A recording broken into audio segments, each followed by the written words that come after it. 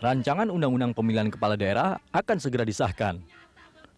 Dimotori partai politik Koalisi Merah Putih yang mengusung Prabowo Subianto Hatta Rajasa dalam Pilpres lalu, undang-undang itu akan mengebiri hak politik warga negara dengan menyerahkan wewenang pemilihan kepala daerah kepada anggota DPRD terpilih. Alasan mahalnya biaya politik pilkada langsung tentu sama sekali tidak dapat diterima. Indonesia sebagai salah satu negara demokrasi terbesar di dunia hanya memerlukan perbaikan kualitas pilkada di daerah, sehingga korupsi berupa politik uang saat pilkada dapat ditekan. Terlebih, memberikan kewenangan yang besar kepada wakil rakyat di DPRD juga tidak akan menyelesaikan masalah. Karena potensi korupsi di Dewan seperti yang ada saat ini juga sangat besar. Perbaikan sistem dan pembelajaran politik kepada masyarakatlah yang harus dikedepankan bila Indonesia bertekad menjadi negara yang maju.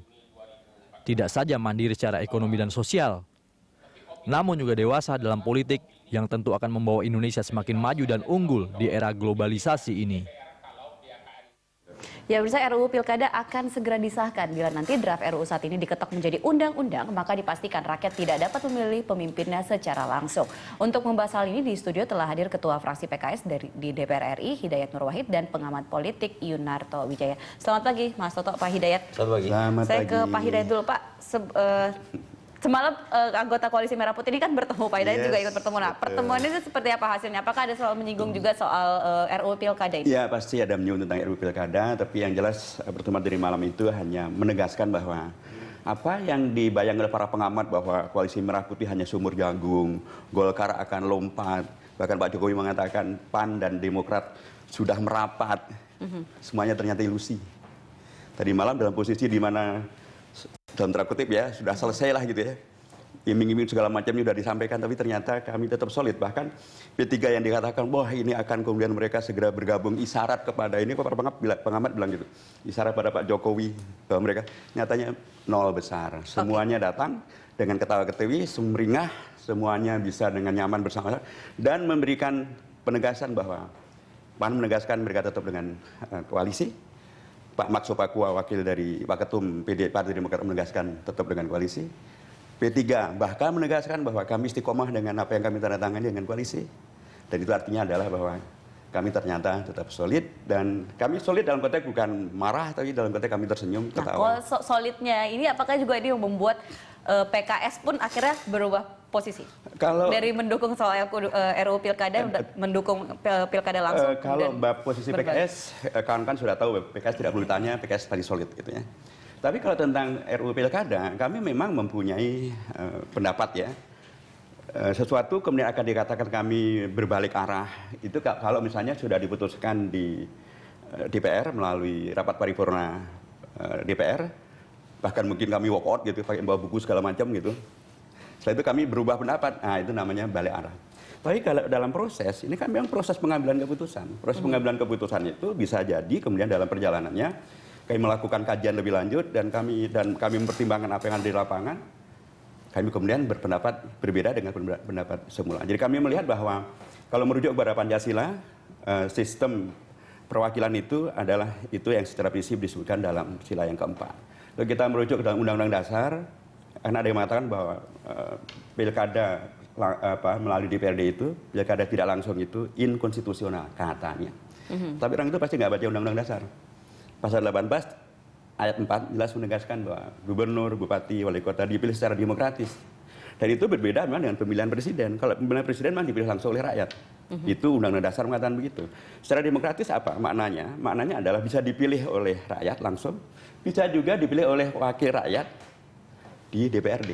Dan dua-duanya konstitusional. Jadi kami melihat bahwa secara semangat berpancasila maupun konstitusi dan penegasan dari waktu itu Pak Hasyim Muzadi, Ketua PBNU, maupun Pak Profesor Bahtir Effendi, Ketua Majelis Hikmah Muhammadiyah, mereka menegaskan bahwa melihat fakta di lapangan begitu terjadinya konflik yang luar biasa di tingkat masyarakat, bahkan ada bakar-bakaran dan lain sebagainya, mereka berpendapat atau bahkan merekomendasikan agar ke depan pilkada tidak lagi dipilih oleh rakyat, tapi oleh wakil rakyat di Oke, tapi kan sekarang ini penolakan terhadap pilkada yang diserahkan kepada DPRD kan begitu luas, Pak, begitu banyak. Dari segala kalangan, bahkan juga ada juga yang dari kepala daerah. Apakah tidak menjadi salah satu pertimbangan dari PKS? Ya, itu hak mereka dan itulah demokrasi ya. Tapi juga kemudian harus diingatkan kalau kita berada di negara hukum dan hukum terujung adalah konstitusi. Konstitusi menegaskan bahwa kekuasaan membuat undang-undang itu adanya di DPR. Oke. Dan DPR itu adalah dipilih juga oleh rakyat dan mereka juga punya rakyat. Baik. Dan yang memilih kami jumlahnya kalau diakumulasikan dengan pemilih Pak Jokowi dalam konteks pilek sekalipun, kami lebih dominan loh. Baik, saya ke Mas Toto. Mas Toto, ini kalau melihat perubahan sikap PKS.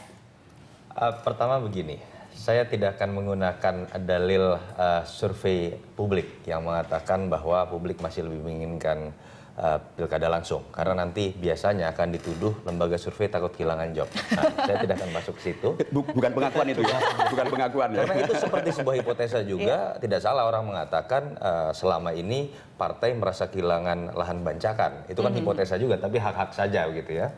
Saya tidak akan masuk ke situ, perdebatan kusir seperti itu. Saya akan masuk ke sesuatu yang objektif yang menjadi dalil-dalil dari koalisi pendukung pilkada tidak langsung. Pertama, ketika berbicara mengenai apakah ini sebuah pilihan atau tidak, menurut saya ini bukan pilihan, ini konsekuensi dari sistem pemerintahan yang kita pilih. Saya ingin mengatakan, di negara mana ada sistem pemerintahan presidensial, tetapi kemudian di level daerah, di level pusat, tetapi di level daerah kemudian kita menggunakan sistem parlementer.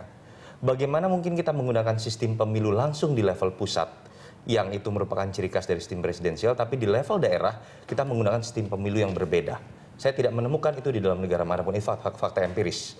Ini berkaitan juga dengan bagaimana sejarah yang bisa kemudian menafsirkan apa makna demokratis dari pasal 18 ayat 4 UUD 45 berkaitan dengan pilkada. Kalau kita lihat sejarah, Undang-Undang 32 tahun 2000, pasal 18 ayat 4 itu dituangkan itu dalam amandemen kedua Undang-Undang 45 tahun 2000. Baru kemudian pada amandemen ketiga tahun 2001, pemilu presiden langsung itu kemudian dicantumkan dalam Undang-Undang 45. Yang kemudian dari sisi momentum itu diikuti oleh pembuatan Undang-Undang 32 tahun 2004 yang mengamanatkan pilkada itu juga dilakukan secara langsung. Ya. Artinya ada sebuah kesinambungan bahwa Undang-Undang 32 2004 yang mengamanatkan pilkada langsung itu merupakan konsekuensi dari pilihan sistem kita dari amandemen UUD 45. Itu poin pertama. Yang kedua berkaitan dengan argumentasi yang dikemukakan oleh beberapa koalisi pendukung termasuk Depdagri. Masalah konflik horizontal, tadi Pak Hidayat sudah sempat mengatakan sedikit. Saya gunakan data yang dilansir juga oleh Depdagri setiap tahunnya. Dengan bangga Depdagri selalu mengeluarkan data-data pilkada yang menurut mereka konflik di dalam pilkada yang menurut mereka sangat sedikit jumlahnya. Ini bukan bahasa pengamat, ini bahasa Depdagri sendiri. Tahun 2011 dari 155 pilkada terjadi 6 konflik horizontal. Ini data Depdagri. 2012 dari 77 pilkada yang dilakukan ada 2 konflik horizontal yang terjadi. Dan ini diklaim sebagai keberhasilan bagaimana pilkada bisa berlangsung damai. Ini bahasa Depdagri begitu ya. Yang ketiga, ketika kita berbicara politik berbiaya tinggi, ada 2 komponen yang menyebabkan politik berbiaya tinggi dalam pilkada. Satu, apa yang disebut dengan political cost, itu biaya penyelenggaraan pilkada yang harus pasti ada dalam setiap pemilu, yang harus dikeluarkan oleh KPU, Bawaslu, dan segala macam. Yang kedua, apa yang disebut dengan money politics, yang menjadi kegundahan kita semua. Money politics entah yang disebut dengan dalam tanda kutip katanya mahar yang harus diberikan kepada partai-partai tertentu atau money politics kepada masyarakat. Pertanyaannya, kalau kita ingin memangkas politik berbiaya tinggi, skala prioritasnya apakah kita harus memangkas political cost atau money politics? Yang harus dipangkaskan money politics terlebih dahulu. Pertanyaannya adalah kemudian jaminan apa ketika ini dikembalikan ke DPRD money politics tidak terjadi. Nah, jaminan apa ini akan saya tanyakan ke Pak Hidayat Nurwahid. Nanti Pak di segmen berikutnya kita tahan dulu. Kita tahan dulu segmen ini, kita lanjutkan lagi perbincangan di segmen berikutnya. Pemirsa, kami akan segera kembali.